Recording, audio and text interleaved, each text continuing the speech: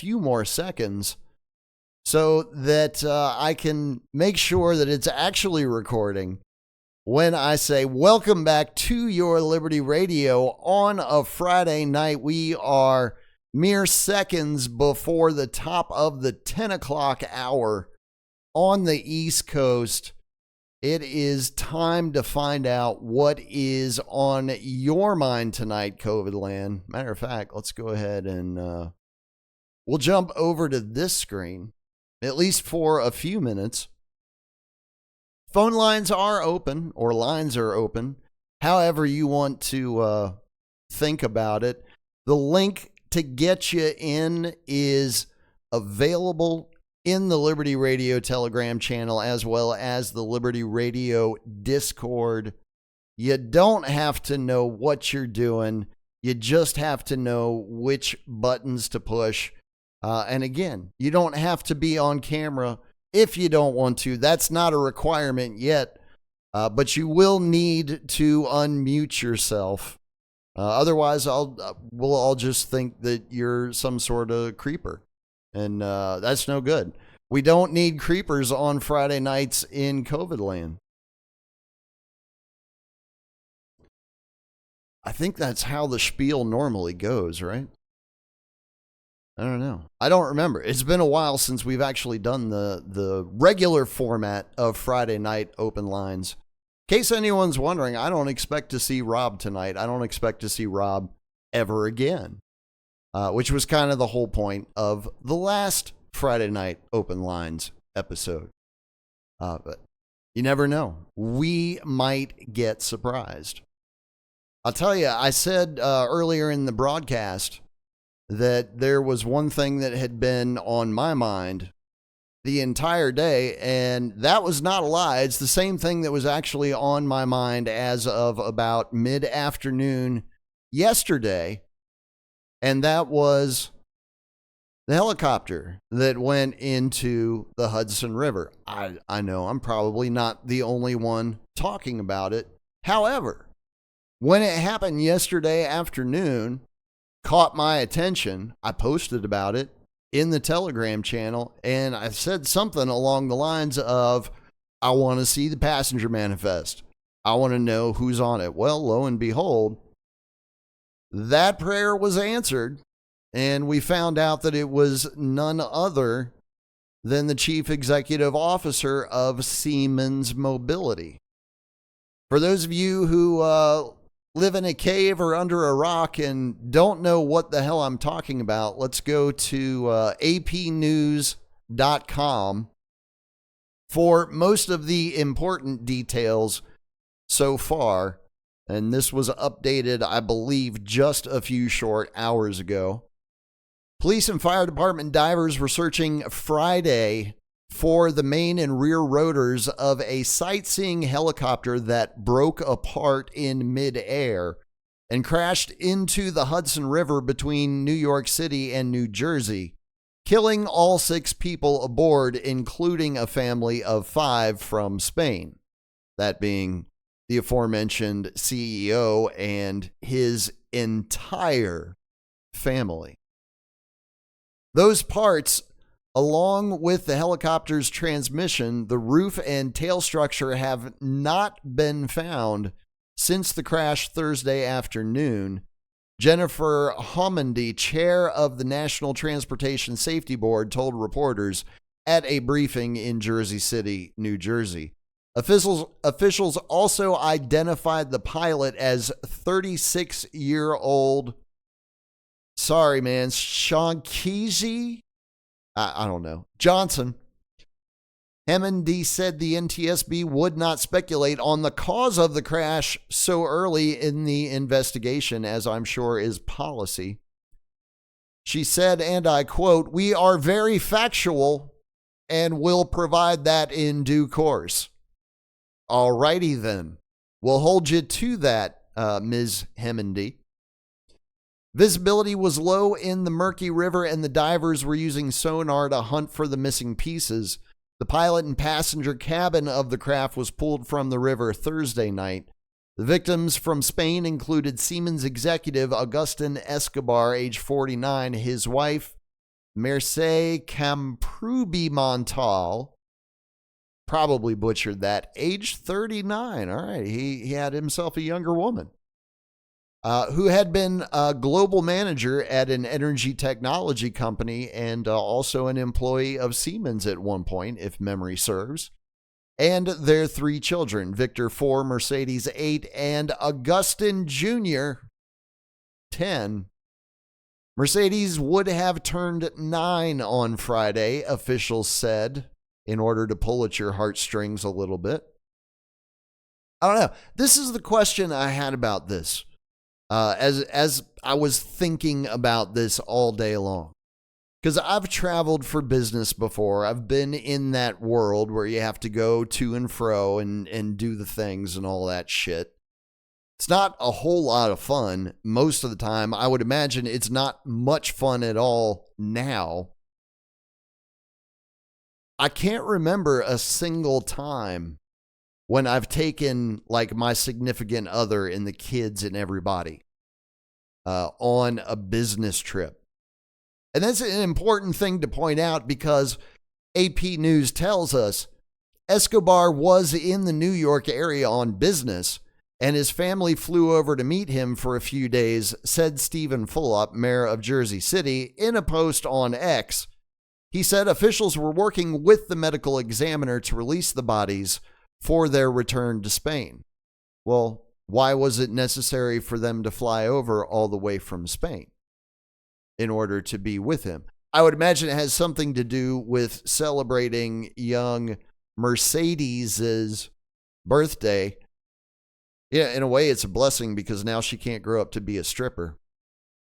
Is that too soon? Moving on. Johnson regularly celebrated his career. What? Career. Now they're talking about the pilot, but they just jumped there. Johnson regularly celebrated his career milestones as a helicopter pilot on social media. In March, he changed his Facebook profile to a screen grab of him piloting a helicopter with a view of Freedom Tower and the Manhattan skyline in the background. In the summer of 2023, he announced that he was flying a Black Hawk helicopter to fight fires for the Montana-based firm. For Manhattan skyline is... Wait, hold up. Why has this just been inserted in here? What Montana-based firm?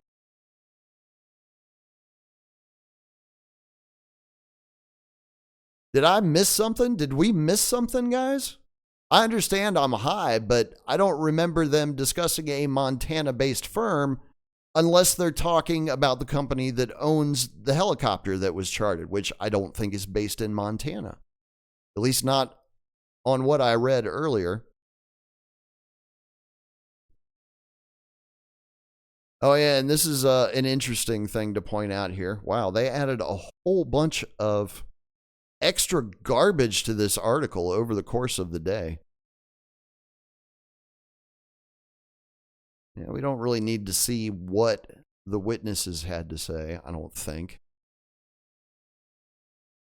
All right, let's jump down further in the article as we're waiting for a caller to come in. Because this was not in what I saw earlier, at least not from AP News.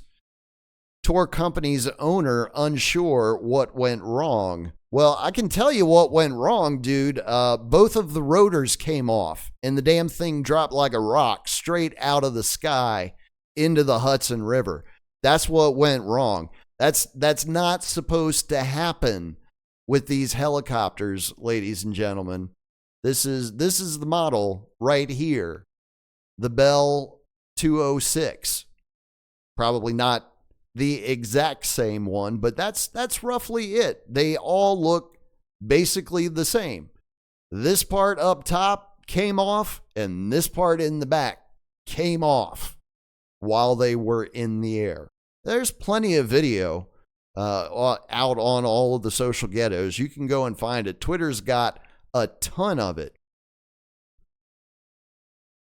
I don't think it's necessary for us to rebroadcast any of it. Let's see.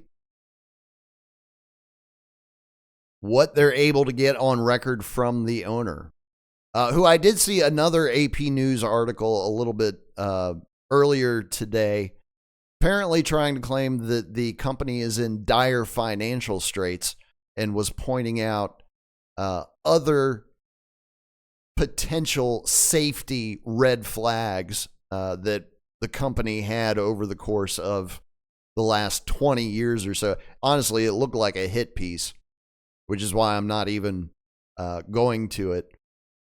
So the flight was operated by New York Helicopter, one of a handful of companies that offer tourist sightseeing flights over the city from helipads in Manhattan and the suburbs.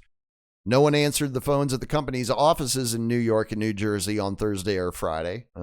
They were probably ringing off the hook, I would imagine. A person who answered the phone at the home of the company's owner, Michael Roth, said he declined to comment. Roth told the New York Post he was devastated and had no clue what happened.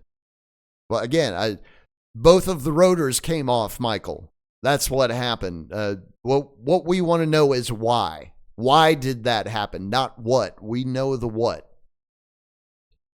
The Post quoted him as saying, "The only thing I know by watching a video of the helicopter falling down, that the main rotor blades weren't on the helicopter." Well, that's excellent. Well, your vision is working perfectly, Michael. He added that he had not seen anything like this during his 30 years in the helicopter business, but noted, "These are machines and they break." The Federal Aviation Administration identified the helicopter as a Bell 206, a model widely used in commercial and government aviation, including by sightseeing companies, TV news stations, and police. It was initially developed for the United States Army, and thousands have been manufactured over the years. More than 7,300 have been manufactured over the years, as a matter of fact. Let's see. FAA data shows that this particular helicopter was built in 2004. It was a Bell 206 Long Ranger 4, a slightly longer version of the original model that can seat 5 passengers and 2 crew members, 7 people total. According to FAA records, the helicopter had a maintenance issue last September involving its transmission assembly. An entry in the agency's service difficulty reporting system shows the transmission assembly had metal in oil, never a good sign, and a bearing in the transmission was found to be flaking.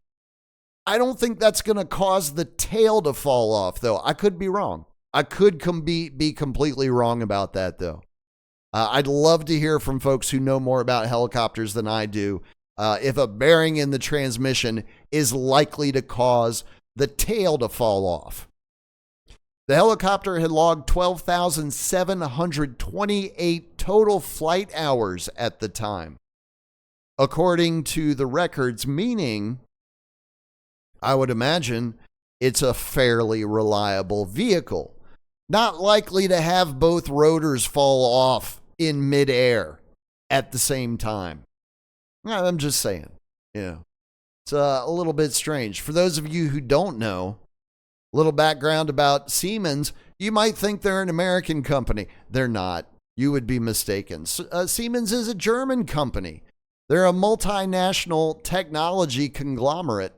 The division that Mr. Escobar ran is known as Siemens Mobility, which focuses on their rail service, light rail, as well as various smart cities applications. It's very, very interesting what Mr. Escobar was in charge of at Siemens. Wikipedia tells us that the company is focused on industrial automation, distributed energy resources, rail transport, and health technology. Oh, really? Siemens is the largest industrial manufacturing company in Europe and holds the position of global market leader in industrial automation and industrial software. And Siemens itself is one company, Siemens AG, Siemens Global, that has many, many underneath of it. which is why you're seeing all of the references in various news reports over the last 24 hours that the Siemens CEO died in a helicopter crash, and that's not exactly accurate. One of the Siemens CEOs died in a helicopter crash, but which one is actually kind of an important distinction. Well, we had Matt, and then we lost Matt. We'll see if we get him back. Let me fix my audio really quick, because that half-second delay is more annoying than you would think it is, especially after you get used to hearing the sound of your own voice, and you can just blah, blah, blah on forever. It doesn't matter, because it's your own voice, and it's all right. You're just following the script in your head, you know. I forget where I was now, though. Let's see. Hopefully we can get Matt back. I think Matt said he got stung by a bee, because it is summer in the future. And apparently his eye got swelled up. That's not good. Other thing that I was thinking about this helicopter is there are a bunch of these currently in service.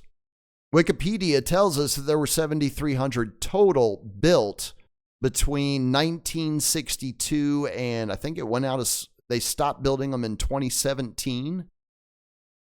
Now, I don't think all 7,300 are still in service at this point. This one obviously is not.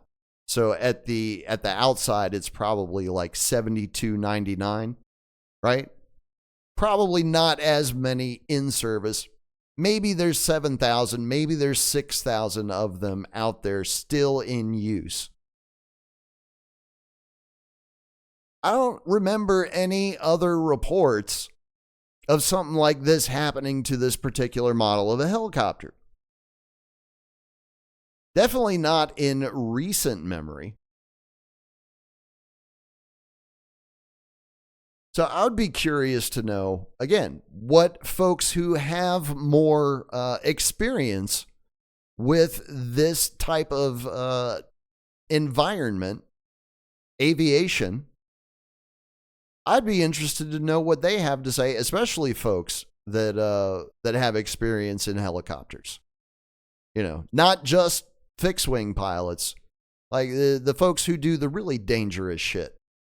You know, flying these damn out of control things. That's the whole thing about a helicopter, ladies and gentlemen, is the people who learn how to fly these things will tell you that they're just guiding a machine that's completely out of control all the time. It's one of those things where after a while you just you get the hang of it. You learn how to do it. What's up, TB? How you doing tonight? Real good. How are you doing, Driz? I'm doing good, man. It's good to hear you. Good to see you. Yeah, and most definitely, most definitely. It's been a few weeks. It has been. Well, I mean, you know, we were on vacay, a much Yeah. needed break at I think the actual absolute perfect time. I don't think we could have picked a better time to go on Good. break. Soon as Good. we come back, shit hits the fan. Everything's going crazy. Yeah. It's been wild. It was like just hit the ground running and go right in. Yeah. Yeah, most definitely. We'll see what's coming. No, yeah, what's coming? So what's on your mind tonight? Not too much. Just got back from last week. I went to the Third Eye Carnival. Oh yeah. That was a real great deal. We did have some bad weather the last 2 nights, but Friday night was a good night, good day, good night, and then Saturday went. It was a good day. It was all right, but then the rain started coming in the early evening. And we had, Sam Tripoli there, Leonardo Joni was there, Scott Armstrong was there, and they're doing their stand-up, and it was just so funny. Brad Brinkley was there doing his stand-up. Really good night, good vibes. Pasta was cooking food for everybody.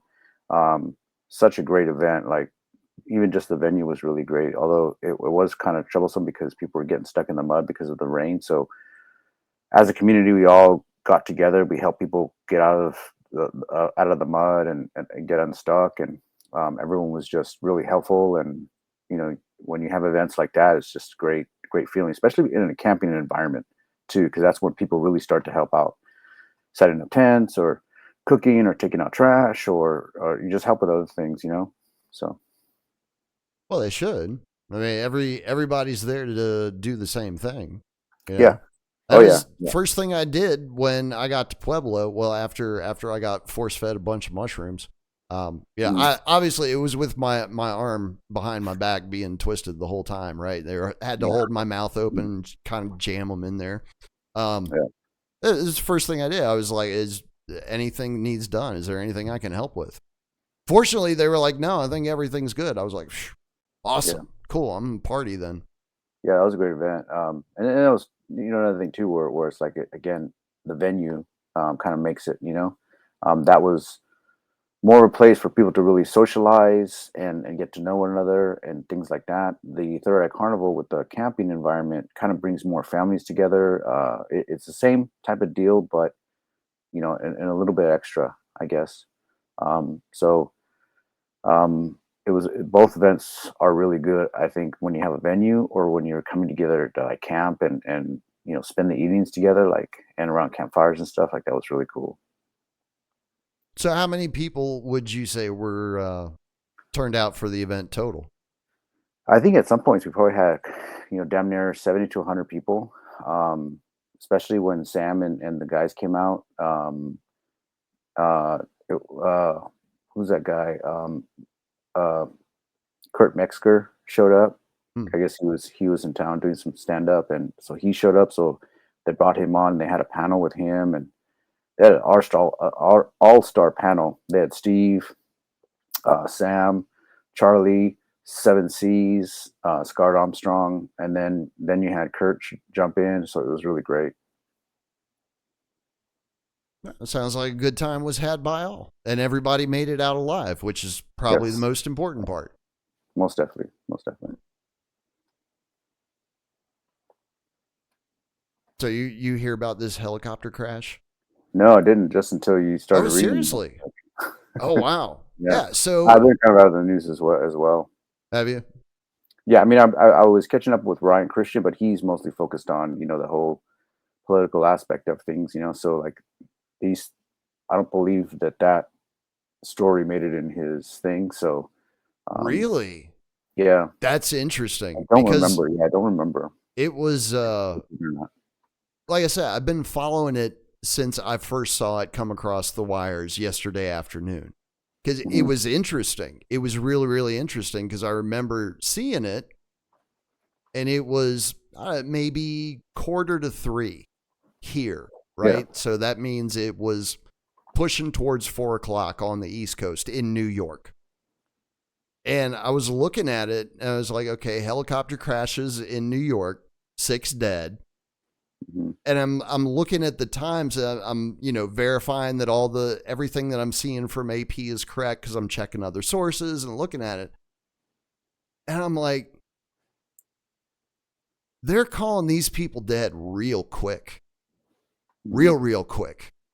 Yeah, And they're not giving us any information about who it is. Who the helicopter belongs to. They weren't giving us any details at first, right? But it was mhm. just helicopter crash, 6 dead. And I mean, it was literally within like 15 minutes of it happening, the story was up and going out across the wires, right? Mhm. And then as time went by, more details started leaking out. We find that this dude is the CEO of one of the Siemens companies, and it's him and his entire family, his wife and 3 children. Yeah. Yeah. Yeah, I mean, we've seen this kind of playbook go down before.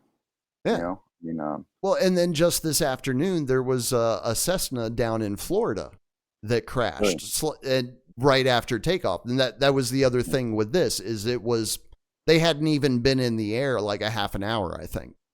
And literally the top rotor came off and the tail came off, and they just dropped right into the Hudson. Yeah. Yeah, um, it's funny to say that because like when you know what the news is putting out, like if this has been coming out in the news, you know what they want you to see. They want you to see this. They want you to see these helicopter crashes, and that was the Siemens guy. Like even though we think we kind of can pinpoint maybe where it came from or how it happened, they still want you to see it. So they're putting on the news. They want you to know this stuff. Yeah. Well, yeah, definitely. That was my whole thing from the beginning. It's like, come on, keep feeding me the stuff. I wanna follow this rabbit trail. I want to see where it goes, and it's very very interesting because this Yeah. dude was, I mean, he was a Siemens company man. He basically started his career with Siemens, worked his way up to the position of CEO, and as far as I can tell, is an integral part of the work that they've been doing, to help cities adopt smart technology, especially when it comes to things like transportation systems. Like he's a key part of the whole Agenda 2030 transition that they're trying to make happen. And all of a sudden, he just happens to end up with his entire family in the Hudson River one day in April because the helicopter he was in just came apart. Yeah. What? Yeah. Something doesn't smell right here.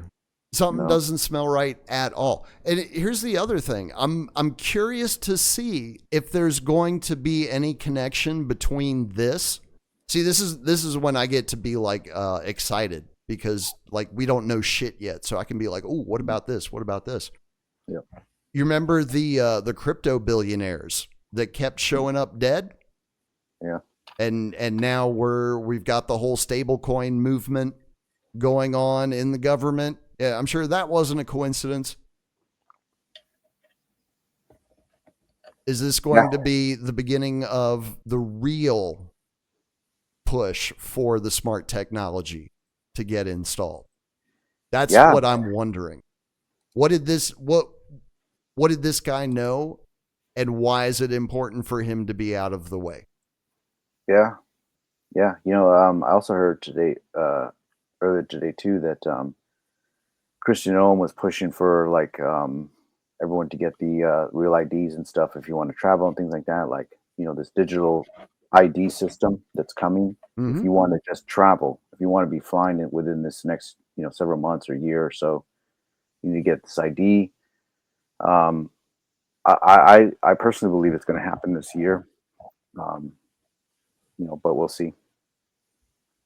I wouldn't be surprised. I don't know. I know it's like real irresponsible to just kind of throw those things out there, but it wants to fit the pattern, Yeah. And you guys got me, Chris and Driz? Yeah, we got you, Matt. Yeah. Hey, I joined. I thought I had my camera off, but it didn't seem to go off. It's a pretty ugly sight in my eye. That's all right. It's off now. Yeah, you're good. We don't care. We know you're. I mean, we don't love you for your looks anyway, so don't worry about that. No one does. Hey, I just thought I'd throw my hat in here. See, I'm a bit of an expert with helicopter pilots and that. Yeah, I did my apprenticeship with the along with submarine pilot. Oh, cool. With the Terramar project. No shit. No, it's just joking. Sorry. Damn it. You did get me. That's another thing, nothing man. about submarines or helicopters. Sorry. All right. Well, I mean, all of Epstein's women were flight rated. Well, not all of them, but like the ones that he prized were flight rated. I think even doesn't Ghislaine have she has all of her credentials to pilot whatever, I think. I know Yeah, Nicole it's very Junkerman useful. does. Great asset. No, I mean, I wouldn't mind being able to do that. There was a time I was actually thinking about getting a pilot's license, but being able to afford an airplane and all of that was not in the cards. So it was like, all right, so you get your pilot's license, then what? Oh, we lost Chris. Yeah, he'll probably be back. Yeah. I don't know. It's like I say, I've been focused on this all day. It has been all consuming. It's kind of funny. I haven't really paid attention to it. Um, it is interesting when you get some, some powerful people on some sort of air or water accident that happens. Yeah, you can never tell what's going on. Hmm. Well, it's always difficult too because you can't necessarily believe everything that they tell you at first, right? Mm, It's like I went yep. looking earlier today to see if Siemens had made any sort of official statement about it, and they had, obviously, but it was very brief, and it was just so bland. Like there was nothing you could read into it whatsoever. Yep. I don't know. I'm gonna keep digging on this guy and see if I can uncover some other stuff. Because there was something I can't remember where it was that I found it. I posted a lot of the stuff that I was seeing in the Telegram channel, so it's there, and anybody can follow my ramblings. Although I think it's mostly just quotes. How are you finding the tariffs going? What's that? The tariffs. Oh, How do you find that? everybody's all up in arms about it. Yeah, everybody's pulling their hair out, losing their minds. Yeah, it's fun to watch from afar. I mean, what is the average person gonna do about it anyway? There's nothing Yeah. that they can do. The other thing too is like the market swinging wildly. That doesn't affect the average American. That only affects the investor class, and really like the way it's been this week. It don't really only affects the day traders. That's who's getting wrecked this week. That's why Dave Portnoy is all bent out of shape about what's been going on. You know, Yeah, right. Yeah. like I've Yeah. got investments in the market. I'll say that. I didn't start they weren't mine to begin with. I inherited them. I don't know what I'm going to do with them. That's why I'm letting them just sit there. But there's nothing I'm going to do about, trying to move them into something else at this point, because it's better to just ride it out and see what it looks like on the other side once it's done, you know? I don't know if anybody, well, no, actually, no. I do know that there were a couple of people that saw the market turmoil coming because Trump actually had them in the Oval Office yesterday. And he was pointing out that the one guy had made $1 billion this week. And then the dude standing next to him had made 900 million this week because, and he literally said this because of all the fear in the market. Yep. Yep. So it was almost like a hat tip of, haha, we got you again, without actually, taking the dildo out and ramming it straight up your ass. Yeah. Yeah. Yeah, definitely. Yeah. Now I see we're in Australia where oh, actually it was interesting to see uh tariffs explicitly placed on where are we? Christmas Island and whichever the other island is. which are the geographical definition of Australia, 2 islands off the coast of the mainland. Oh yeah. Yeah, yeah, Does it's in anybody our live on those islands? Interpretations Act. What was that, sorry? Does anyone live on those islands? Well, those 2 islands were claimed by the British under terra nullius, so uninhabited, whereas the mainland was never claimed as that. So basically, the mainland um, let's say a franchise of those islands. Yeah, it's very interesting. Hmm. Because he also, everyone was making a big deal out of the tariff that he put on the penguins. That I produced didn't see some. that. Yeah. That produced some spectacular memes. Well, it was a tariff on what is it? I think it's McDonald Island in Antarctica. Which again, the Right. only thing that lives there is like the emperor penguin.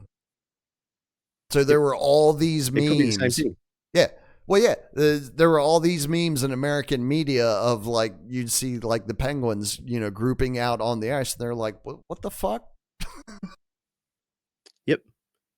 Yeah. Yeah, no, I think it could he be, was trolling with that stuff. I really do. Because again, it seems like if it's genuine, and I'm starting to think it was more about manipulating the market so his buddies could make some money really quick before we go into really difficult economic times than it was much of anything else. But it also appears to have been about isolating China in the whole trade war scenario because that seems to be the result of, everything that took place. Most everyone that had a tariff levied against them got a reprieve except for China. Yep. And Right. now it's we're in a game of chicken where it's like who's going to back down first. Yes. Yes. I saw that, our Australian government have, aligned themselves with China now, more closely, which will be interesting with regards to trade. So, yeah. Yeah. Well, with regards to a lot of things. Yeah. Yeah. Yeah. Yeah. Basically, a lot of, Australia is either Chinese or American. Hmm. I think the majority of the farmland, is owned by American, corporation, including, like 401k investment mobs, that sort of stuff. Okay. That's like the biggest. I think they're the largest farmland owner in Australia of Australian farmland. China's probably second. So Oh, yeah, wow. I know China owns a decent amount of real estate in this country. yeah, Apparently, there's even there's an old decommissioned. I think it's an air base here in Texas, like just smack dab in the middle of nowhere in Texas. China snatched it up a couple years back. They're like, yeah, yeah, we'll take right, that. It's got a runway. It's good. We'll use it. yeah, yeah. I guess it takes it off the takes that possibility of recommissioning it out off the table as well. Well, yeah, because we don't own it anymore. Yeah, But I don't know. Even the whole Cold War 2.0, East versus West, America versus China. It's just another contrived dialectic, because it's the same people that are making sure that the West gets propped up to whatever position it needs to occupy. Well, they've also been propping up China for the last 100 years or so in order to get them to the position that they occupy. So, I mean, none of this is genuine. It's all contrived. It's all part of the plan to get us eventually to world government. in some way, shape, or form. And again, I don't think we're going to get to the final end product in our lifetimes. I don't think that's going to happen. I think that's going to be next century. Because one of the things that I hear most, as far as misrepresentation goes for Agenda 21, Agenda 21 had absolutely nothing to do with the year 2021. Agenda 21 is the agenda for the 21st century, the entire 100-year span. And as far as I can tell, by the time they get done with that project, that's when we're in the one world environment completely. Yep. Well, just when you said that, Driz, because I used to think that Agenda 21 was kind of like their timeline. They were planning for 21. Then it got changed to 2030, and then you hear these years of 2025. So it does seem that they do have a plan. And yes, I do believe they do. that they publish it on the internet. Yeah, I read their fucking white papers. Yeah. Yes, in our lifetimes, I don't know if we'll get to see the entirety of it. I think within our lifetime, we will see big changes, and this is just because this is what they've been talking about. They've been saying they were going to shift to this digital currency thing by 2025. They're talking about things for 2030. So they got this thing laid out, and I think that we're going to see a big collapse of what people are. I think people are seeing it now. Big collapses of this political system. I like how Indy and Charlie Robinson were talking one day, and they said it best. Republican, Democrats, left and right. It's two sides of one dildo that's gonna bone you in the butt. Yeah, it's a double ender. Yeah, can get you coming and going. Yeah, I've been saying that for years. Yeah, there you go. There you go. Yeah, I don't see a collapse. I don't. Because is it better? Think about it from a strategy standpoint, right? Is it better to have the collapse and have to do all the work that's necessary to come back from the aftermath of that? Or is it more advantageous just to have people believe that collapse is imminent so that they focus all of their attention on that instead of actually trying to counter what you're doing? That's a good point. And I'll throw in a little bit of esotericism here, because I'm an esoteric nerd. I'm all into the occult stuff. But when you think about these shifts of the Yuga cycles, and occult just means hidden, by the way. Yeah, that's all it means. Yeah, and so if we're coming out of this Yuga cycle, let's just say of the Dark Age, and we're now moving into what is the next is the Dwarpa Age, the Age of Electricity. It's almost like I like how Crow 777 said it. He said that the tide comes in and out, and they're trying to take advantage of the tide. It's out right now, but they can't stop the tide coming in. And no, but they know the tide's coming back in. Yes, and I believe that all the things that they're doing right now, especially with the social media stuff and AI stuff, is they're trying to stop that incoming tide of consciousness. I think it's rising. Yeah, I don't. I would hope to see it in my lifetime. I think they've got the social media tools in place. Like I think they've got that stuff locked down good. You're not getting out. I've gotten viral posts on Twitter 3 times in my Twitter career. And I'm talking about hundreds of thousands. I haven't checked them lately. I don't know if they've gone into the millions yet or not.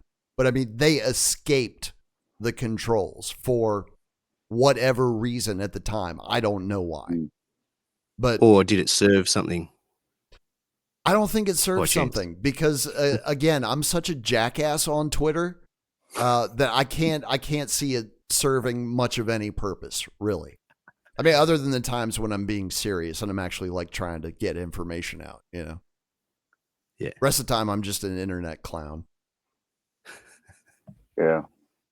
It's good cover, right? Because it gets people to dismiss you quickly. Yeah. Yeah. Yeah. Yeah, for sure. I was actually listening today too to Ryan Christian's, and he's been going off on the last several about how Trump, and he posted a clip of Judge Napolitano, and he's talking about how this is really dangerous. That they're talking about, we don't know if we can deport U.S. citizens, but we'll see.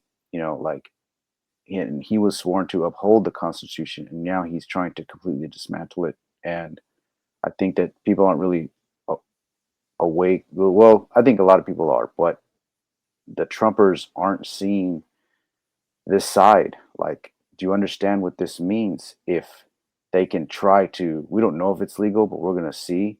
Like, they're gearing them up to accept what they're gonna present to them. Well, he told them on the campaign.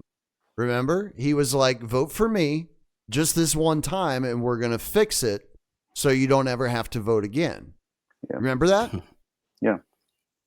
Yeah, and I believe that it's that's not like he didn't tell them up front. yeah. Well, also, and that caveats of what Noel Yuval Harari has also said. He said this earlier, I think last year, when they asked him about this election, and he said, "I believe this will be the last presidential election." And Trump had also said something similar to that in a comment, and then again saying that this will be the last time you have to vote. If you vote for me, I think that in my opinion, they're going to do away with this presidency, which that's a big step. It's a good step, but it's in their direction. And so I think it's coming. I think he's the last one. Hmm. I was sort of expecting, your digital twin, your AI avatar to be able to vote on every issue on your behalf. That's what I was expecting. Well, yeah, we're going to get there. Oh yeah, You can't take the Lord, especially in 2025, you cannot take the American population and throw them into a new paradigm. You're not going to have success doing that. You literally have to take baby steps. You have to bring them along slowly and you have to make sure that you're holding their hand the whole way. Again, I know this because I worked with the American public at Verizon. They're a bunch of dumb shits and they don't take instruction well. And again, I say that from the bottom of my heart, America. Y'all are stupid. You really are. yeah. What was that clip? I think they played it on the AM Wake Up. That clip where some like Iranian Ayatollah, and he's talking. He's just like, if he's talking about the United States, he's like, if the United States is supposed to be represented by the people, and the people they put in politics are representative of them. Mm-hmm. And he's like, and if most of the American public is retarded, he's like, wouldn't this be a republic of the retarded? And I don't know, I'm butchering it, but it was so funny the way this guy was talking. It was funny. Yeah, well, I have the sound drop, but the only problem is But the people the are audience retarded. can hear it, but you can't. So I can play it, but it's better if I talk while I'm playing it as opposed to it playing while you talk. Word. Yeah, it was what is it? Raj Pajit something or other. I can't fucking remember what his name was. Yeah, he was the dude that was the head of the cult that was out there in Oregon that they did the documentary Wild Wild Country about. Oh, really? Oh, okay. Yeah. I tried. It should still be on Netflix. It was one of the top rated documentaries. I tried watching it. I got through like the first episode and a half, and I was like, "This is fucking stupid." Mm. Yeah. They bought up a whole swath of farmland or something. Is that the one I'm thinking of? Yeah. Well, they basically purchased an entire town and took it over. Yes. Yeah. Yeah. Yep. I think I might have seen the first episode as well. And the people who were living there beforehand they didn't take it so well. It caused problems. That's what the documentary was about, was all the causing of the problems and the shit that transpired as a result. But again, even and I was fresh off of a viewing of Tiger King at that point. I mean, it was peak scamdemic. We're talking like April, May 2020. I Yeah. tried, man. I gave it a try, and I was just like, no, I can't make it all the way through this. Mm. I don't know. I think that was around the time where like the whole media spell, as far as like on my head, was really starting to be broken. Mm. You know, because Yeah. I'd tell you, I regard media completely differently today than I did 5 years ago. Yeah. All Same here. media is garbage as far as I'm concerned. Same here. Yeah. I used to be a big fan of Fox News. I was one of those guys, and I used to love watching, Sean Hannity. I used to love watching, Bill O'Reilly. And then you come to find out these truths, right? And then Sean Hannity's wearing a CIA pin and stuff, and you're like, what? Like what? What have I been watching? And then you start to see through. And like for me, the big break for me was 9/11 and accepting that truth, and that was like 2019, 2020. So yeah, about 5 years ago. Yeah.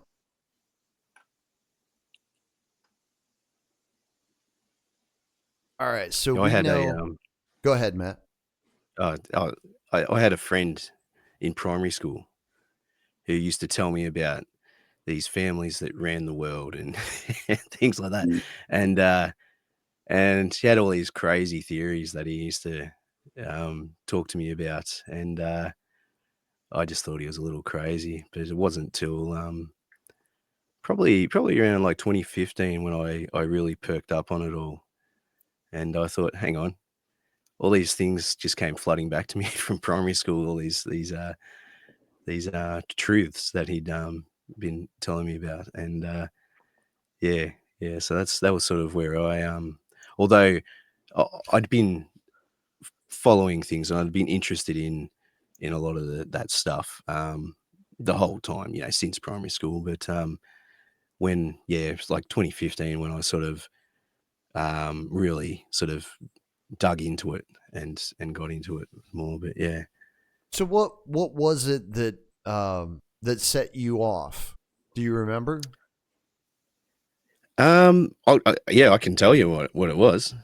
Um, Mandela effect. Mm. Mm. I just started noticing, like, I just things were different all of a sudden. Hmm. I was just like, "Whoa, hang on, this is the one that originally threw me was the um, side windows on cars. The Hmm. text, I'd known what the text was. It was, objects may appear closer. Oh, I can't remember actually what it is Yeah. now, but Objects in and mirror then may I be just closer than they noticed one appear. day it's Yeah. changed, and I thought, "Oh, okay, it must be a different car." And I looked on a few different cars, and it had changed on all these cars, just suddenly for me. There was that, and then I noticed a couple other things all around the same time, and then I looked it up on the internet and found a whole bunch of other people had noticed the same things, and that was where what triggered me, and that was probably that would have been probably around 2010.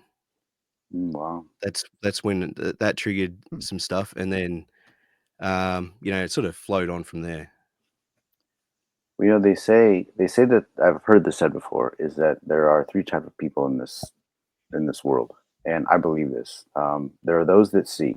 Okay, they see on their own.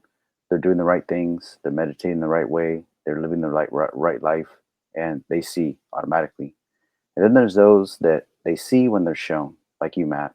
You were shown this at a young age, but it stuck with you, and you had that in you, and now here you are. And then there's those, unfortunately, that will once shown will never see, and that's the sad part, because Yeah. the reality is that there are people that will never wake up, and they're actually we're talking about this on the third rail earlier tonight about the Deagle report, and let's just say that Hmm. they That's projected right. so Deagle many. reports due this year. Yeah, they said Mhm. so many thousands will die, and they're, obviously no one wants to see a person die, especially like when you see people like the homeless, they're on the streets and stuff like that. Like you look at them and you kind of think like a wasted life, but they were at one point, you know, do possess the divine spark, but they're at such a stage that there's probably no bringing them back. And then there's people that have been just soaked up with social media that I hate to use a term NPCs, but it's almost like they're Yeah. just not coming back. Well, they're not. Man, that's a whole can of worms right there. Because that's an excellent point that you make. The folks who have given over their agency Yeah, to the really, algorithm, yeah, that's a good word. right? Are they capable of regaining it?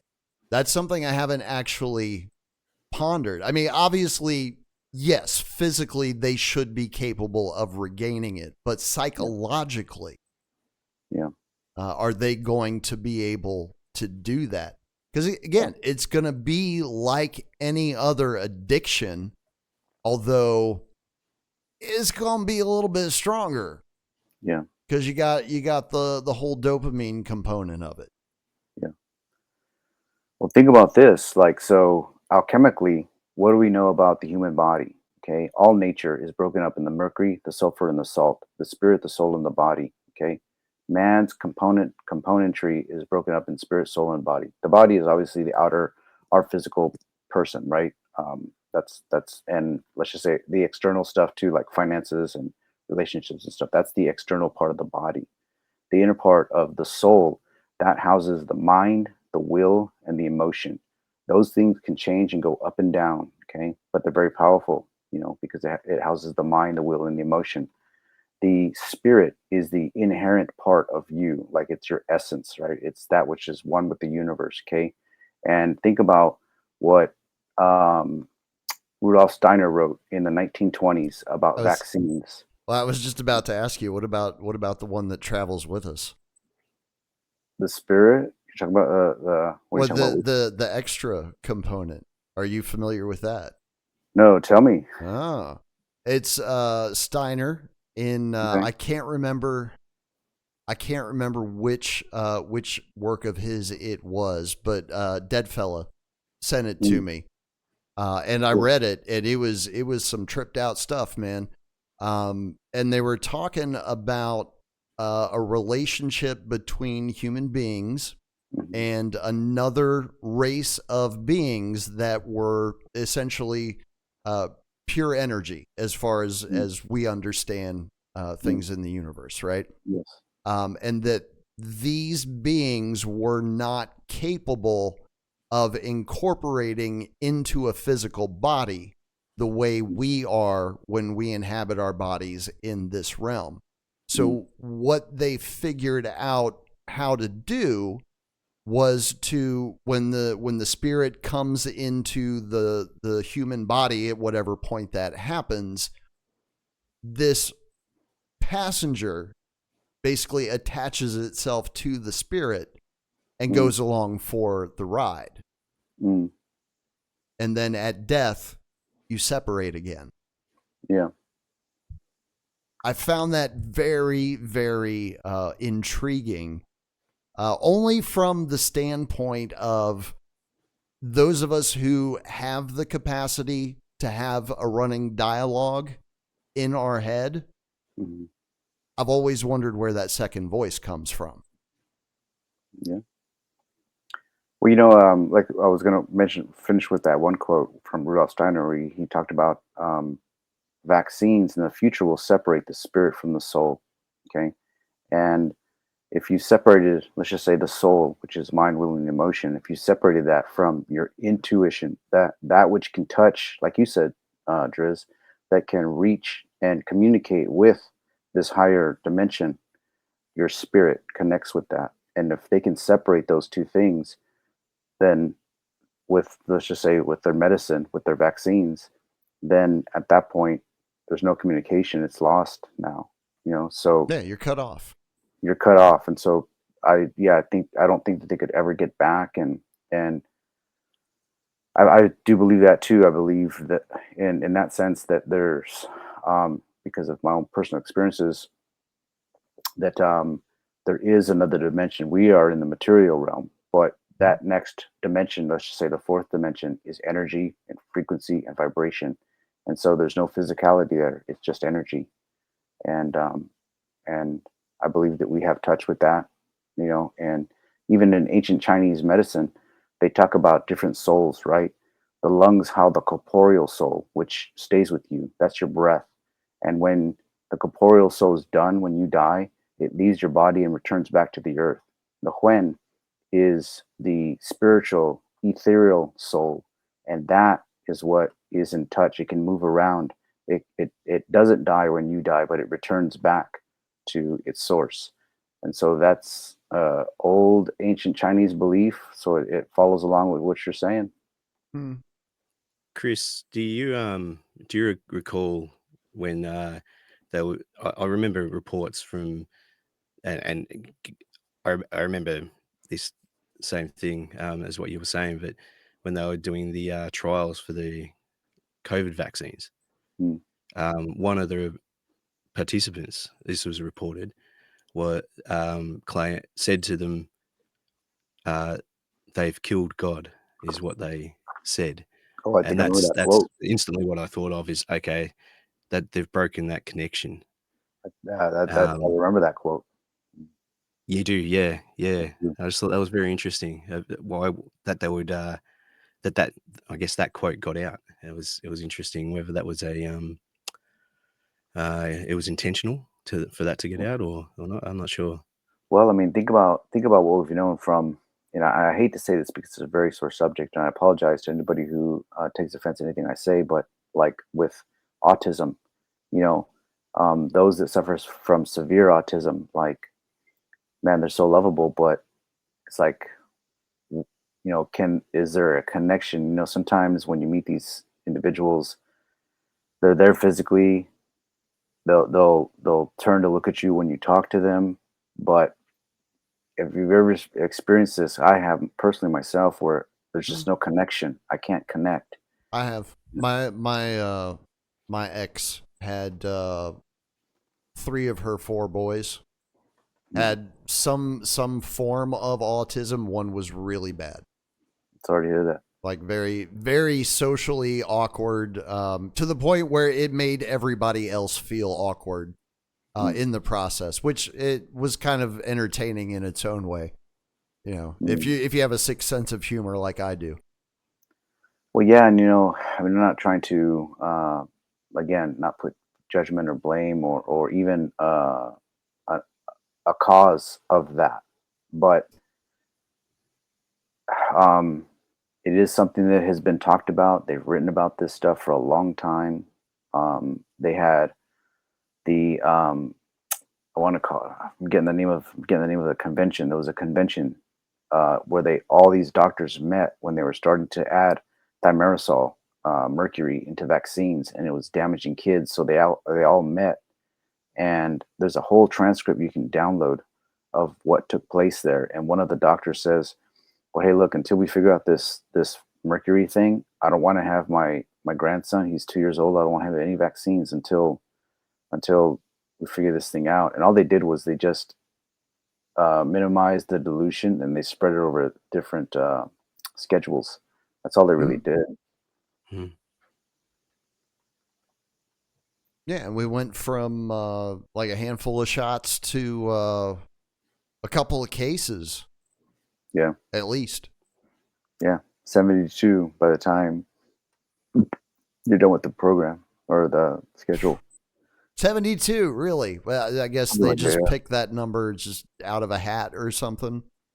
Yeah, yeah, yeah. It could be more now. I don't know, but I think as a few years ago, it was 72 for childhood vaccination schedule. Well, here's something that's really interesting. According to Google's Ngram reader, the word autism didn't even exist 100 years ago. Really? Not even by 1940. You don't really see it start to come into use until 1960, Really? but you don't see heavy use until we hit the 2000s. Yeah. And then it just skyrockets. Yeah, sounds about right. I think we're all kind of about that age where I think I remember, in elementary school, I don't think I knew of anyone with autism. I didn't know what that was. And then one day I came home. There was nobody in my school anywhere with autism. Now we had kids that had what were called developmental disabilities, or back in the 50s they would have been called retards. Yeah. They were down kids, they were chromosome damage, they were whatever. Yeah. But we didn't have autism. Didn't exist. No. I don't believe so either. I mean, I got called a bunch of names, but autistic wasn't one of them. Yeah. I'm talking about by like the school administration and stuff. Yeah. It was funny too. None of the shit that they tried to pin on me was true either. Yeah, I don't know if you, so Jersey, you grew up in the United States, and I remember growing up in the United States when I was a kid, they used to have the ABC after school program. Mm-hmm. And I used to watch it when I would come home from school. And the after school special. Yeah, the after school special. And I remember one time I came home, and that's the first time I saw autism. Was they had this kid on there, and he was acting all crazy and stuff. And they said, "Oh, this is autism." And I'd never seen that before until it came on that program. And I thought, wow, where are these kids at? Like, I don't see any of these kids. Like, what disease is this? Like, it was kind of weird for me as a child to see that. But I'm curious. I bet that those were produced in conjunction with the ad council. I bet the ad council was connected to them somehow. You just set something off in my brain. That's pretty cool. Yeah, the after school program. That was I think because they would tell you like adult stories. It wasn't just cartoons anymore. And that's why I kind of liked watching it, because you're watching kind of real life happen. I guess like, but based around children or based around kids that are your age. That's why. And they were always supposed to be like quasi educational, as well. You know. But then they were usually done in like the form of a cartoon or something like that, and it catches a kid's attention. I remember them because I was like, I couldn't wait for them to go off so that I could see like the G.I. Joes and the Transformers. Yeah. That was my after school special, man. Yeah, most definitely. Let's see.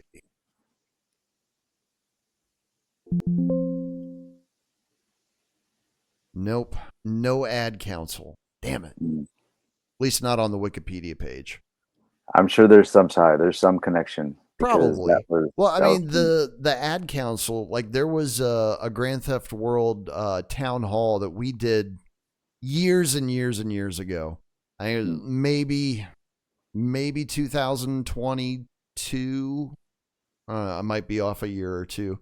But during the town hall, we did like a deep dive on the ad council, and these motherfuckers are responsible for a large part of the brainwashing that takes place during our children's education in this country. Not just like, through the Department of Education and that sort of thing, but I'm talking about like things like the ABC after school special. Helping produce media geared at children that basically programs them with the information that they want them to have as citizens. Yeah. It's it's mind-bending, twisted shit. Yeah. And something to think about too is that I've kind of thought about this, and I heard this mentioned tonight too, was about the Smith Modernization Act, right? Mm-hmm.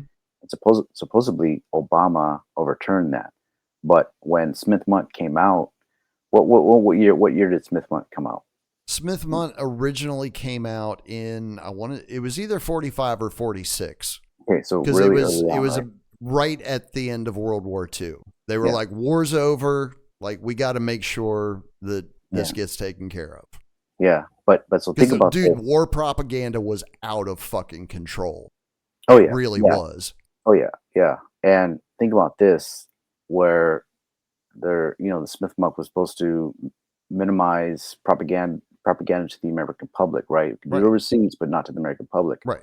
But when you watch the movie Network, right, which is a classic, man. I remember watching that movie when I was a kid, didn't understand it. Now, oh man, such a great movie because they tell you so much stuff in there. Is that I don't believe that Smith Month ever stopped.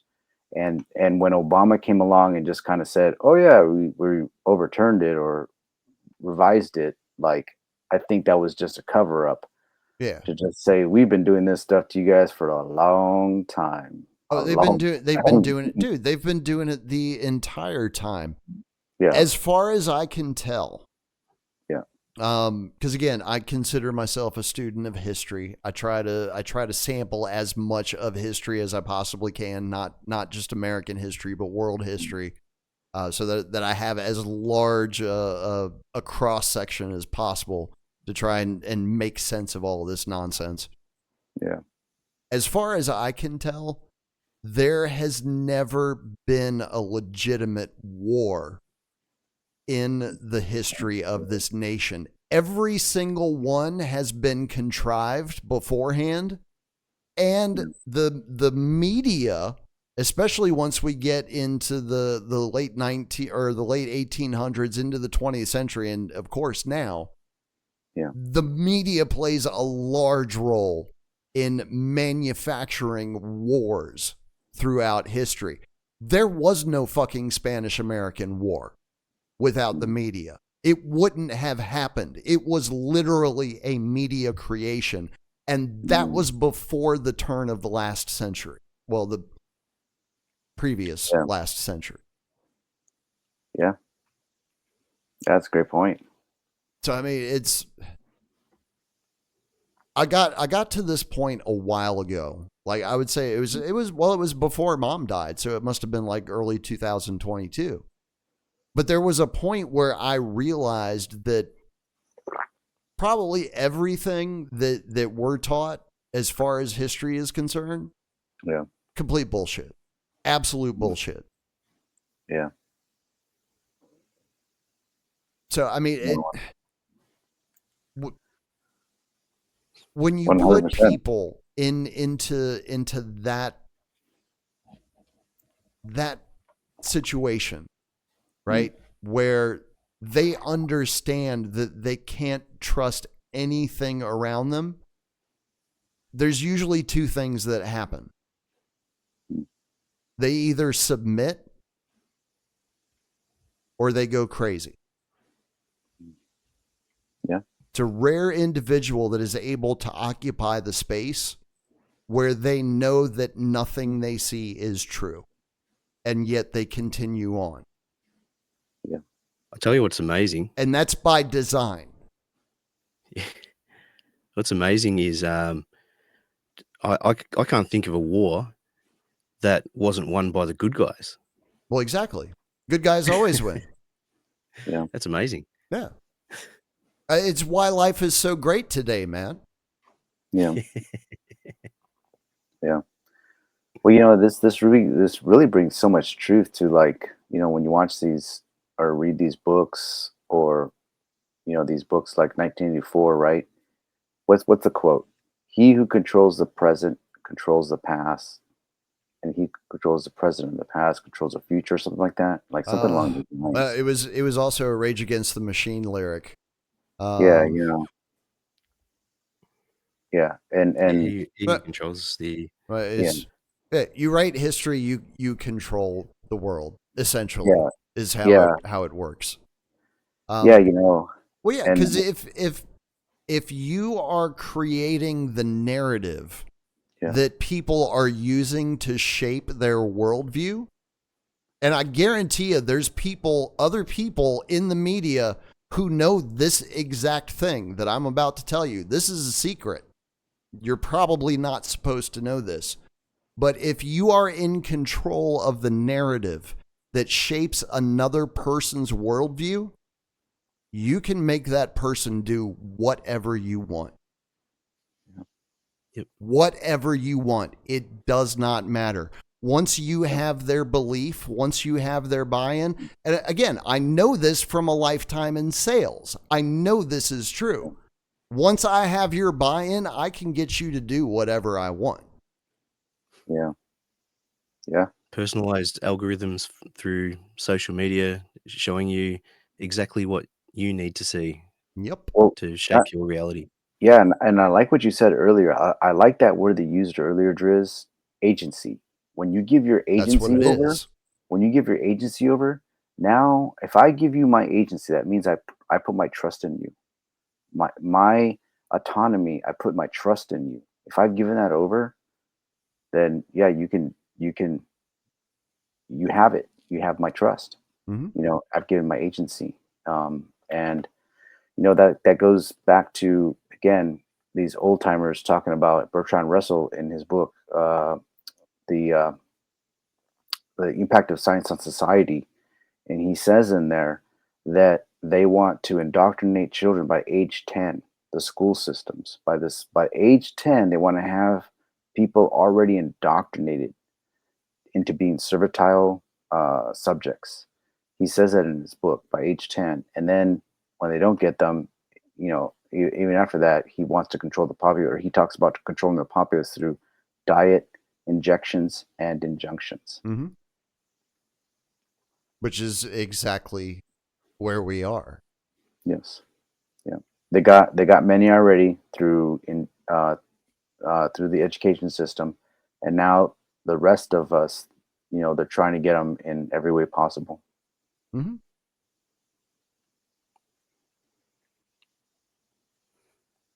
Yeah, I feel this week, I do feel a little bit bad for some people because I know there are some folks out there who are close to retirement age right now, and their 401ks have just taken a fucking beating this week, Yeah. and they're all down in the dumps. Folks, you asked for this when you bought into the system. I can only feel so bad for you. Yeah. No, that's true. That's very true. You know, um, it goes back to that old biblical story where, when they bring Jesus the fish and they give him the coin. There's a coin in the fish, and they give it to him, and they say, "Whose inscription's on that coin?" He says, "Caesar's." He says, "Well, you render to Caesar what is Caesar's," and that's kind of the thing. If you want to take part in that game, then you render to Caesar. Mm-hmm. If you play that game, then you render to he who controls. So Yeah. I don't ever intend to claim Social Security ever. I consider that lost money. That's money that was stolen from me. I'm never going to see again. I'll cut my losses. I'm good. no, I'll good, be all right. good, Yeah. good, because the whole fiat system's a big joke, anyways. Oh, I know. I know. Well, it's What they look, what you got to see. we're gonna get, believe it or not, the system that we're gonna get, it does look kind of fun. It's gonna be more difficult to exploit. It's gonna be a lot more difficult for us on the outside to exploit. Yeah, But there's some interesting things that are going to be produced as a result of this tyranny good. Yeah, that nobody has been able to anticipate yet. And I don't know exactly what those things are. I can't nail down any specifics, but I know that's how it works, right? It's like it's trying to keep the quicksilver in your hand and keep squeezing your hand harder. Eventually it's going to slip out. yeah, yeah, So yeah, we got a lot ahead of us. We've got a lot of time of watching machines break in probably some of the most hilarious ways possible.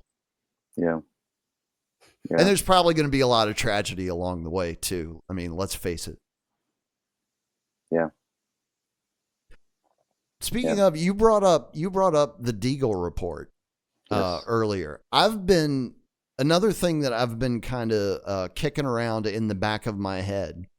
There have been reports from some of the major investment firms recently Mhm. giving timelines for the introduction of robotics, humanoid Mhm. robotics, Mhm. into the American workforce and Mhm. the world, to a lesser extent.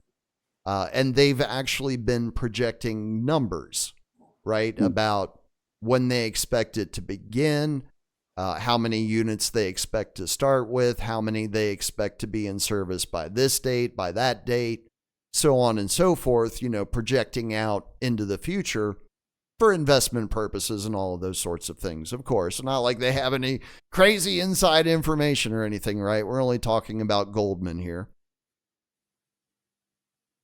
And they're expecting the rollout to be within the next 2 years. And we have the Deagle report, who pointed to this year, 2025, as a time where some countries, mainly those developed Western nations, would see very drastic population reduction versus what they had in 2015.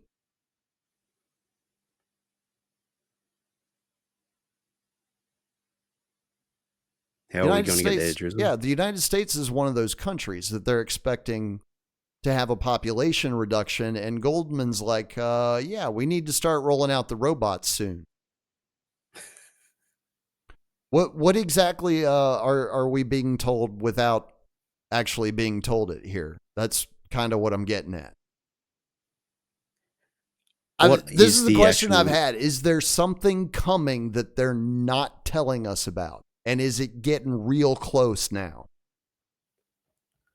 or what is the actual, the population reporting on? What is that number reporting on? Is it just straight population of people, or are they actually reporting on something different? That's Well, it's um, population numbers, number of citizen, yeah, total number, as well as GDP, which of course would be related to the size of the population itself. More citizens you have, greater GDP you should generate theoretically, right? That's just yeah. basic economics.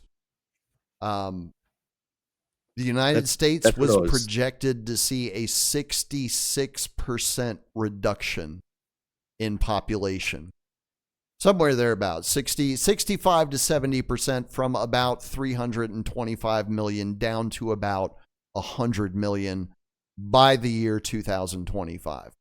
That was the Deagle report for the Yeah, United yeah. States. That's what I was thinking. Just sort of going on what Chris went with before, and lose. I guess breaking that connection through vaccines. Maybe those numbers have actually dropped, whatever they are reporting on. Um, maybe it's maybe it's not what we believe that what that actual uh, the figures that they're reporting on is the same definition. Could that be the case? Well, there's Yeah, yeah. that, and then there's also the fact that we don't really know who commissioned that report or what it ultimately was for. All Yeah. we can see is like the graphics and the chart Yeah. and that sort of thing. We don't really know the inside scoop on it. And Yep. it was one of those things where it was leaked out onto the internet. A big deal was made of it at the time. Shit, fucking InfoWars was like all over it midway through 2020, same time that I ran across it. Uh, and then it was gone. Yep. Deagle pulled it from their website. You can't find it anymore. Yeah. Well, this is a really interesting point too to think about. This is that because one of the things that they were talking about earlier about when I mentioned the Deagle report was that you know now there's this threat with U.S. maybe taking action against Iran and the start of World War III and all that kind of stuff. And this could be like them saying, "Hey, we're going to start nuking everybody, and this is what's going to cause the depopulation." But I believe, because I don't trust these guys one bit, is that anything dealing with intelligence or information, I believe, is captured that we're seeing right now. And so, what I believe when I think about the Deagle report is, we've had since Thomas Malthus's essay on the principle of the population. If you've never read that, go read it. It's not very long, but he talks about depopulation in It's not there. very good either, but Yeah, it's not, yeah, yeah. But he talks about it in there, and I think that was the playbook that they started to use in the 60s, what was it, 70s and 80s with the population bomb, that book mhm. from Paul, I forget the guy's name, but Ehrlich. Paul Ehrlich, and he was saying crazy stuff on like talk shows saying, yeah, we're going to see thousands and tens of thousands of people die. And it never happened. It never happened. It was just in order to instill fear. And I think Mhm. that that Eagle report, in my opinion, they're calling. They are calling. They are killing people off right now as we speak. But I don't believe it's at the level that they say it is. I think they're just trying to make us fear. Um, and I think it's all part of their intelligence game. Well, I did notice as well, because I looked at Deagle for a while. I don't think I've looked at them recently. I might just pull them up here in a second. They made some changes to their website after that. Like there was stuff that you used to be able to find on their website. You can't find it anymore. It's just not Mhm. there. So I don't know if this is something that they do on a regular basis. I'm sure they knew they were They do, getting yeah. some attention from media, and that was why they took that particular report down. But there were other reports that were similar that like had already expired. Like ones for there was one in there for I think it was like 2012 or something like that, something crazy. But that was still there. You could go and access that one. They didn't do Yep. anything with that. Mhm. But yeah, the 2025 report's just completely gone. I don't think you can even find it on Wayback Machine anymore. Mhm.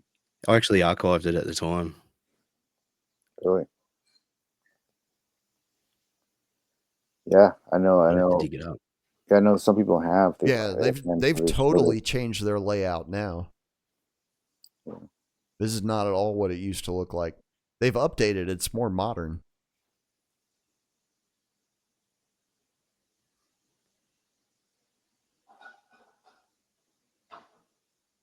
Hmm. Yeah, I can't even figure out where to go to find their reports now.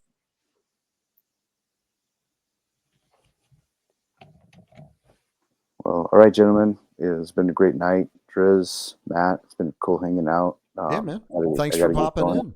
It's but good to see you. Good to talk to you. Good most definitely, conversation. yeah, most definitely, yeah. And we'll keep our ears to the ground, right? Oh Hear what's yeah, coming man. up. So I take care, keep buddy. my eyes on the bastards. You know. Yep. All right, take care. Cheers, Yeah, Chris. man.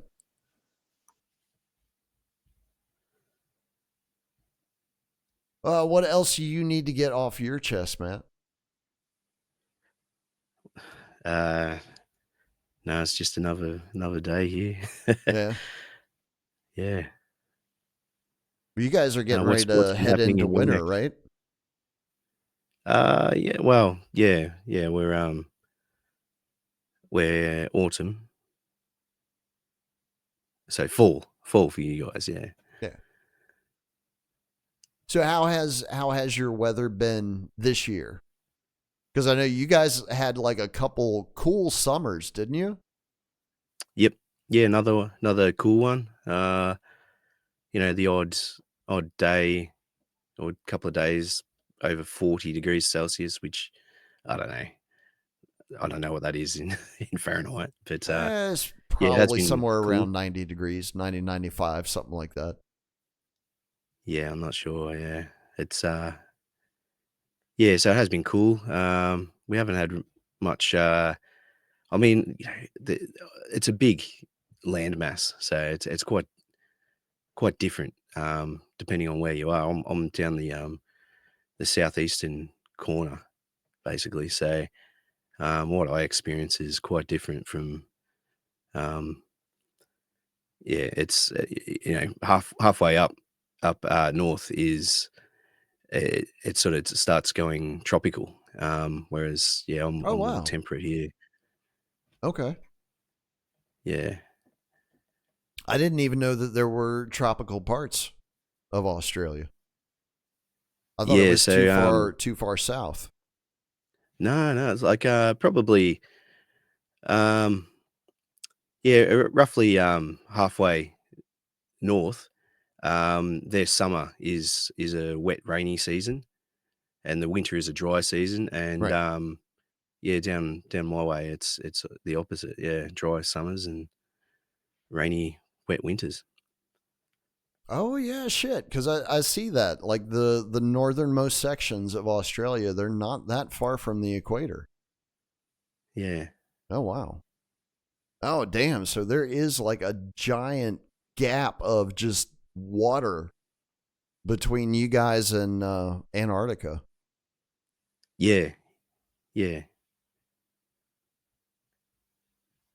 yeah. It's not. Oh, it's it's closer closer to a lot of other countries. We're closer than a lot of other countries. So yeah.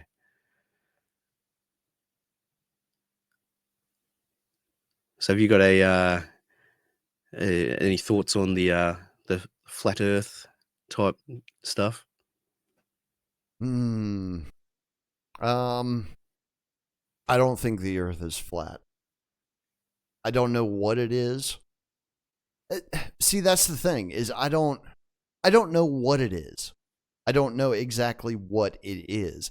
I don't know what we're seeing when we look at telescopes, right?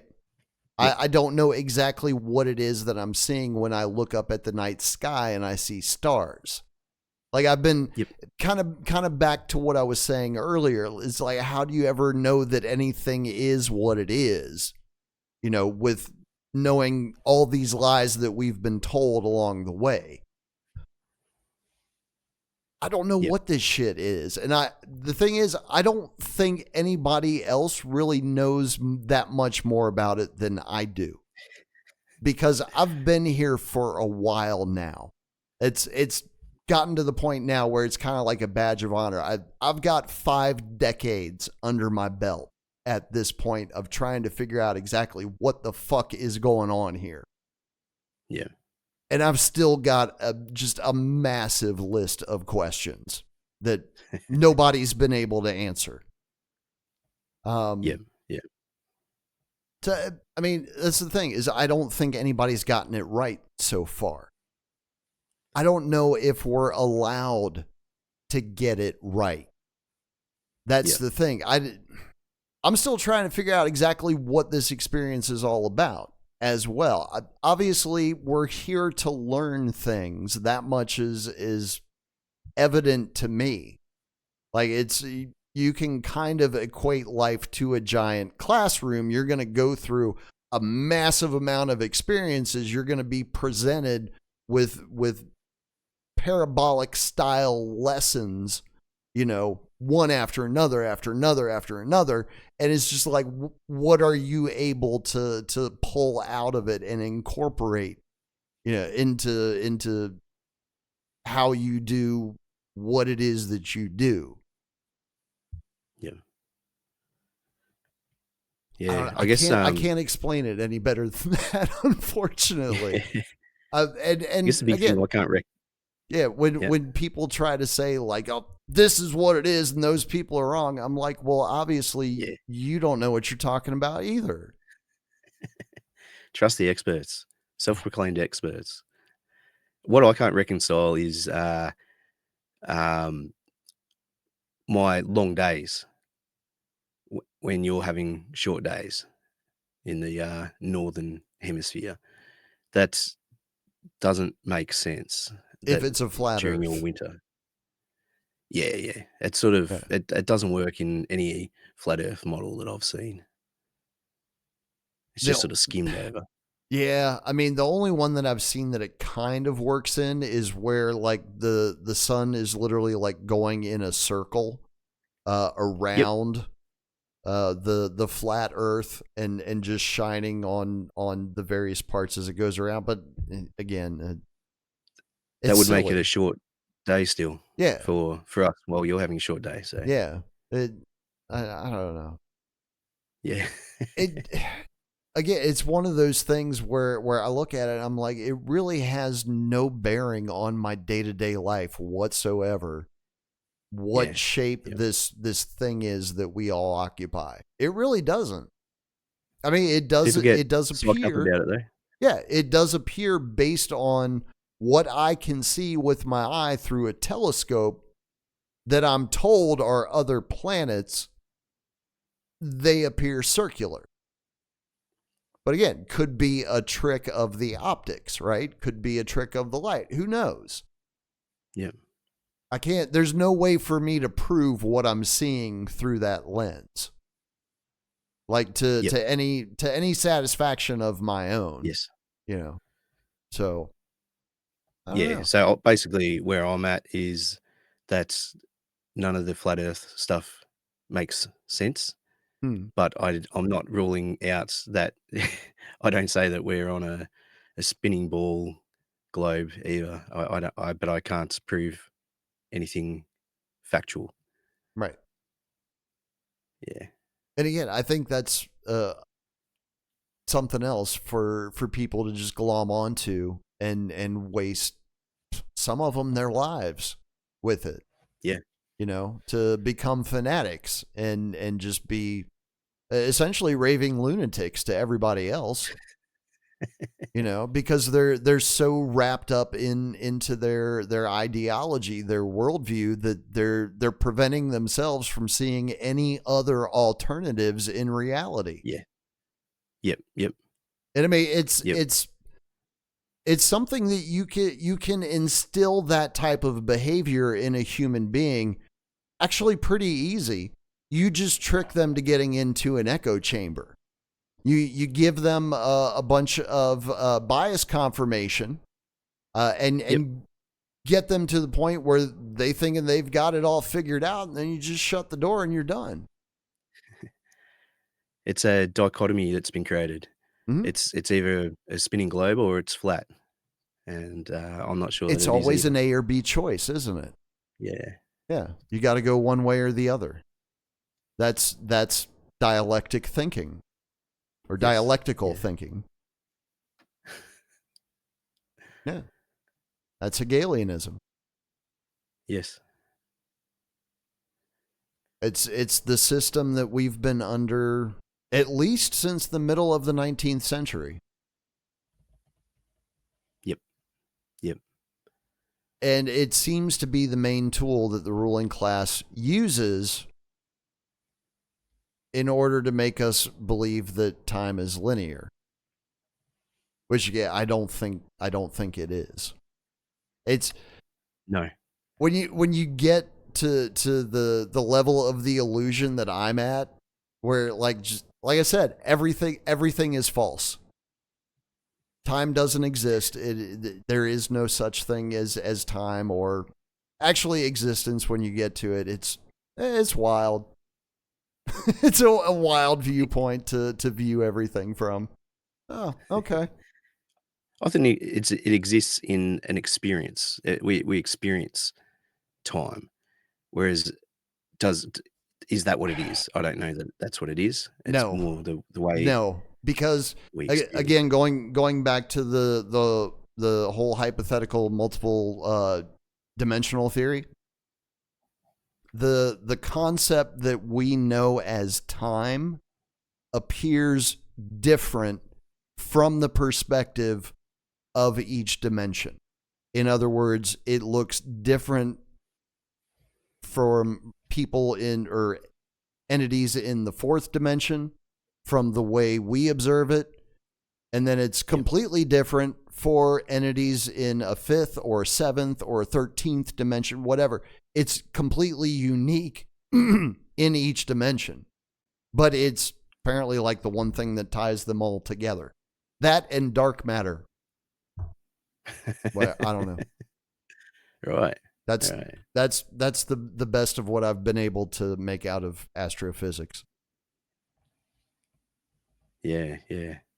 I can't recall what it was called, but there was a Wachowski sisters, I Mhm. think, sisters film. Brothers and sisters, yeah. Yeah, whatever they are. I think at least one of them was a sister at that point. At that point, yeah. Both Yeah, of them when this eventually this went. film was made. I can't. I don't know if either one got bottom surgery though.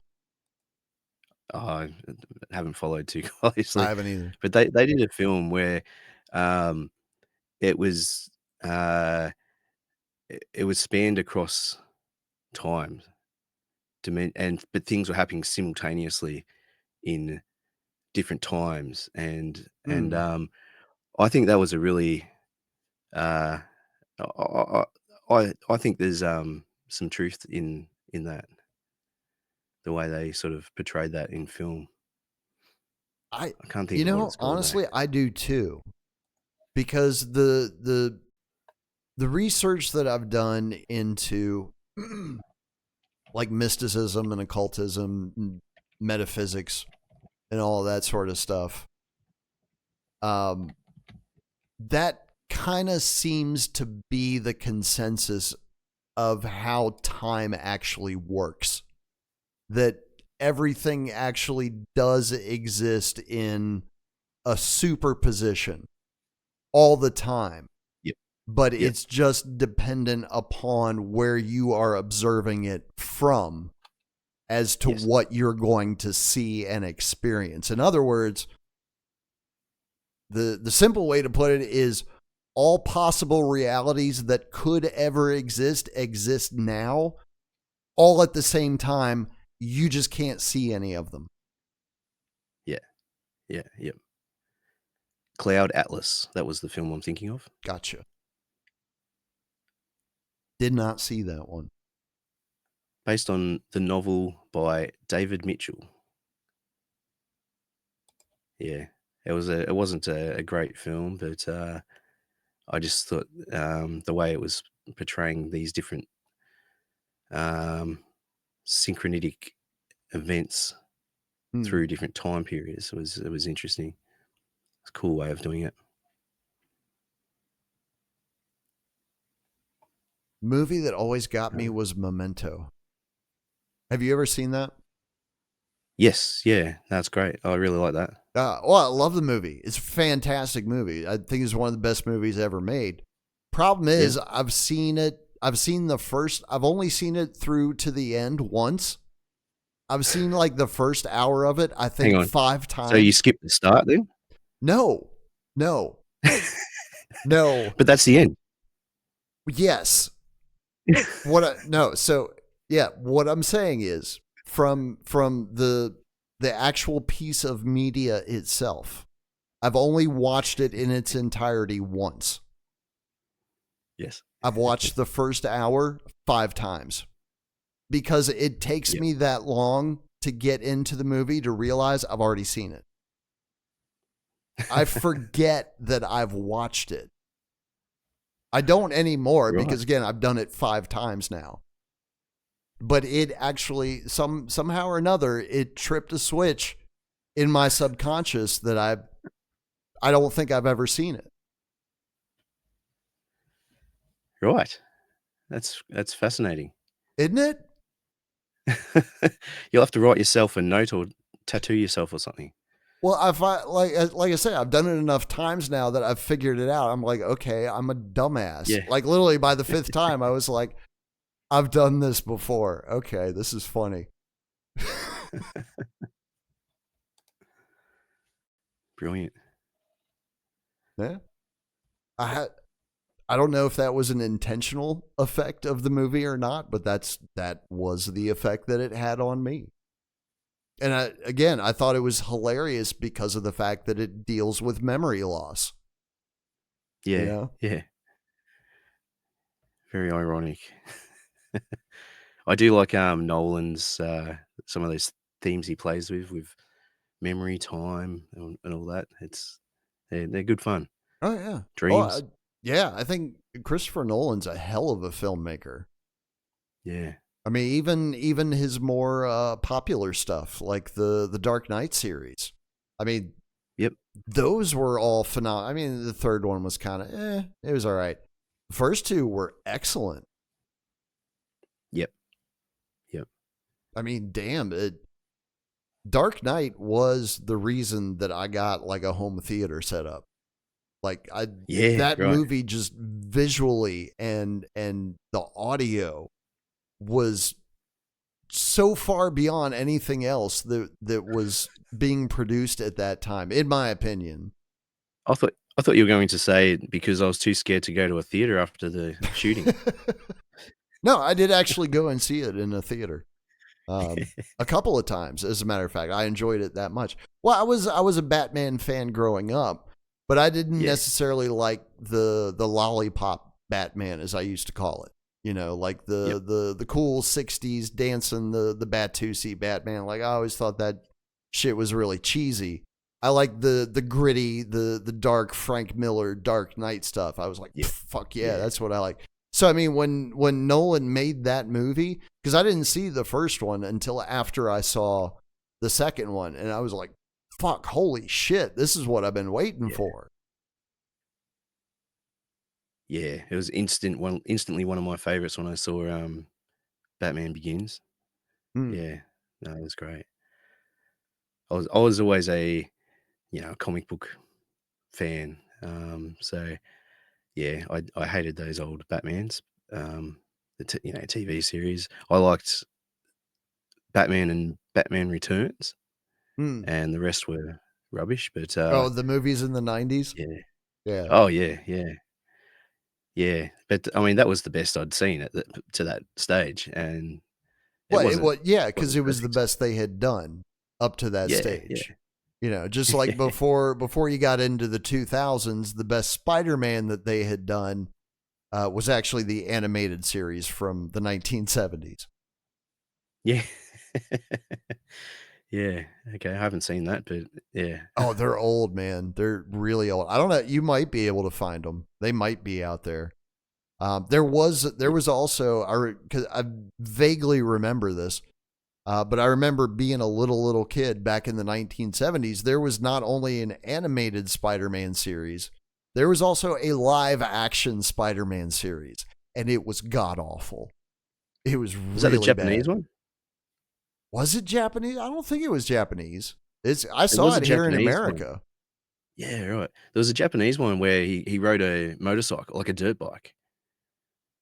I don't think that was it. Yeah, right. I don't know. Like I say, my memory on that shit is like really fuzzy.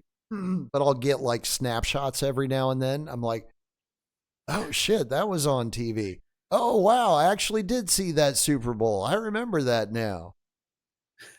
Sucks getting old. Yeah. Is there anything that you do on a regular basis that could affect your memory?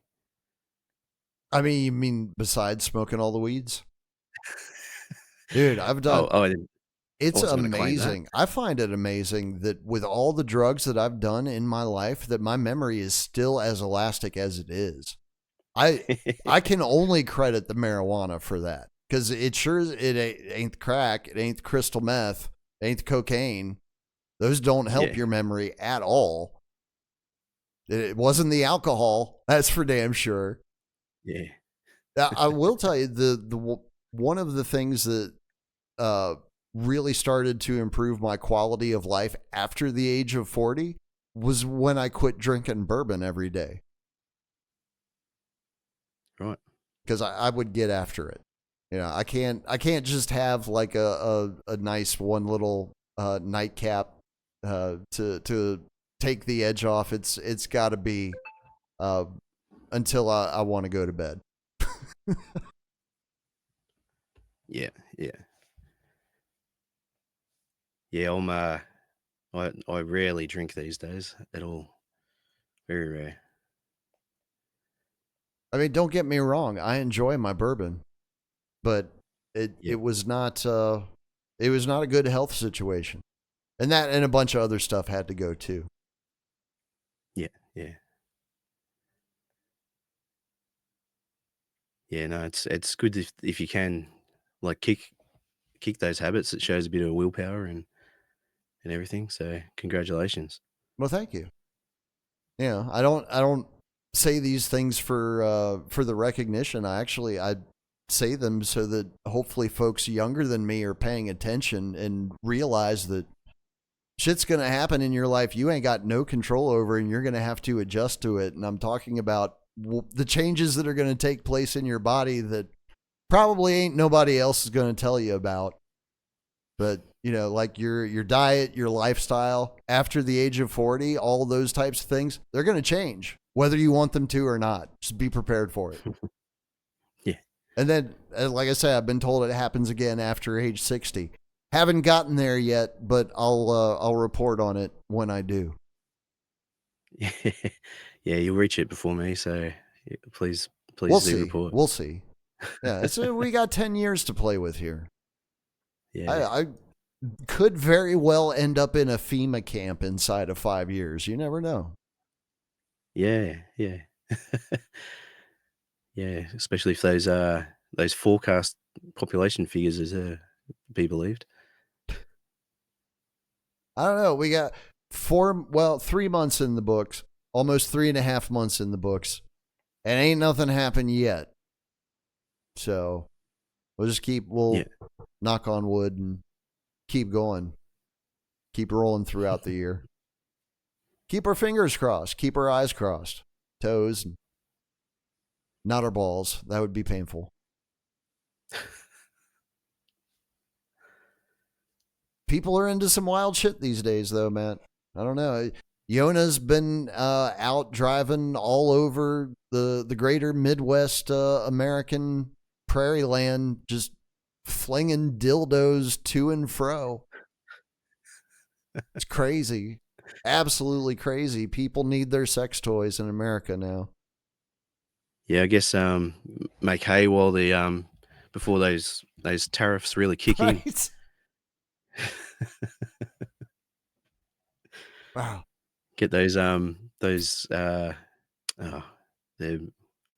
what is it, the elephant tusk, tariffs kicking in. No, yeah. That Well, rhyme along bit. I'm just So, picturing in my mind people panic buying dildos. Just yeah. like running up to a checkout counter, their arms are fucking filled with dildos to the point where they're like flopping out as they're running there. Tell you what would be good, the fights, the altercations. Oh yeah, yeah, yeah. You can't take them all. No, stay away from her. She's got one in each hand. She knows how to wield Slap, them. slap.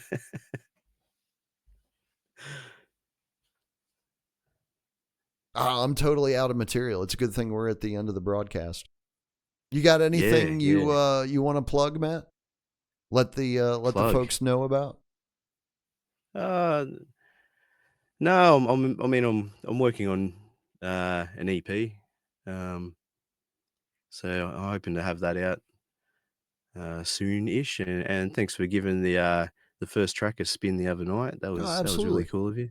Yeah, that's a good track. So it's gonna be a punk sort of, predominantly punk, um, EP. I think it'll be 4 tracks. I might be doing a cover. If it'll be 3 tracks or it'll be 4 if with a cover, of an Angry North song. Oh, really? Yeah. I would actually like to hear that, if that's any sort of encouragement. Yeah, yeah, I'd love to do it. I'm whether I find the time is the problem. So, yeah, time's always an issue. And, at the moment, I've been, as well as getting this bee bite and swelling up the whole side of my face, um, I've got some vocals I need to record, but I'm croaky as heck at the moment, so I can't, can't can't record them. So, um, yeah, get a couple of vocals are down on a couple of tracks, and then I was gonna start on that cover. But, yeah, we'll see how much energy I've got and when my voice improves. Oh yeah. Well, and some of those angry songs, man, the notes you got to hit on them are they're not easy. I don't know how Yeah. he does that with his voice. I really don't. I reckon he's got a great voice. I Oh really yeah, do. he does. Especially, Yeah. I think he has a great voice for the type of music that he does. I think he should Yeah. exploit it more. Like he Yes. should really lean into that tone Yeah. because Yeah. Yep. nothing else sounds like an Angry North song. It doesn't. No. No. I was actually, I was hoping to get him to, oh, well, actually, that song that you played, I was, interested in getting him to sing that. Hmm. I thought that would have been cool, but, yeah, he was a bit busy at the moment. He's a bit swamped with everything, so he politely bowed out, which is, disappointing, but, you never know. Maybe something will come up next, but, yeah, I've spoken to him about doing this cover, and, yeah, he's keen to hear that, so I I I will do it. Whether it makes it onto this EP or not, I'm not certain, but yeah, it'll be Gotcha. fun. Uh, do you wanna say which song it is, or you wanna keep that on the DL? I'll keep it on the There you down go. low. That's right. Yeah, Build suspense. surprise. That's Yeah, right. Anticipation. All of those things. These are all media delayed. tricks. Yeah. Yeah, See, Matt's not as wet behind the ears as he would have you believe, ladies and gentlemen. He knows what he's doing. He's a professional. yeah, or I might change my mind. I might decide to do a different one. So give me options. I don't. I try not to commit to to anything. Um, Yeah, I mean, it's so always then I the can work safe play, right? myself out. Yeah, yeah. Don't admit to anything.